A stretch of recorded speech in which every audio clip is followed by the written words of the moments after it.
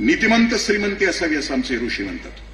म्हणजे घरात येणारा पैसा कसा असावा? तृप्त असावा, कुणाच्या मुंड्या मुरगळून येणार नसावा, कुणाच्या पापाचा नसावा, भ्रष्टाचाराचा नसावा, नीतिमंत श्रीमंती असावी. गंमत अशी आहे की पापाच्या पैशामध्ये लोक सुखाची अपेक्षा करतात आणि पापाच्या पैशामध्ये घर बांधतात आणि वास्तुशास्त्राच्या आधारे बांधतात.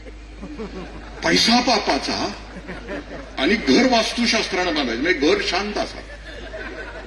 हे शक्य आहे का? म्हणजे एखाद्या मटण शॉपला अहिंसा मटण शॉप नाव दिल्यासारखं ना. पापाच्या पैशाच्या घरामध्ये वास्तुशास्त्र म्हणजे असतं काय की ईशान्येला ईश्वर असावा, देवघर ईश्वर ईशान्येला असावं. देव जरी ईशान्येला असला तरी कोपल्याशिवाय राहणार आहे का? पापाच्या पैशाच्या घरामध्ये आग्नेयाला जर अग्नी असेल तर घरात आग लावल्याशिवाय राहणार आहे का? पापाच्या पैशाच्या घरामध्ये वास्तुशास्त्रानुसार वायव्याला वायू असेल तर तो घरातली वादळं थांबवणार आहे का? नाही ना. म्हणजे श्रीमंती माझ्या ऋषींनी कधीच नाकारलेली. घरात येणारा पैसा तृप्त असला पाहिजे. दुसरा तपश्चर्येचा असला पाहिजे, लॉटरीचा असता कामा नये. तृप्ताम तर्पयंतीम ज्वलंत असं म्हणतात. आणि ज्वलंत झरा असला पाहिजे, कष्टाचा असला पाहिजे.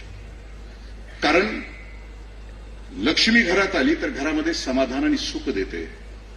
पापाच्या पैशाला ऋषी असं म्हणतात की ती अवदसा आहे. ती आमच्या घरामध्ये आले, दिसेल श्रीमंती तथाकथित, चंपोगिरी दिसेल पण उद्ध्वस्त झालेली असेल.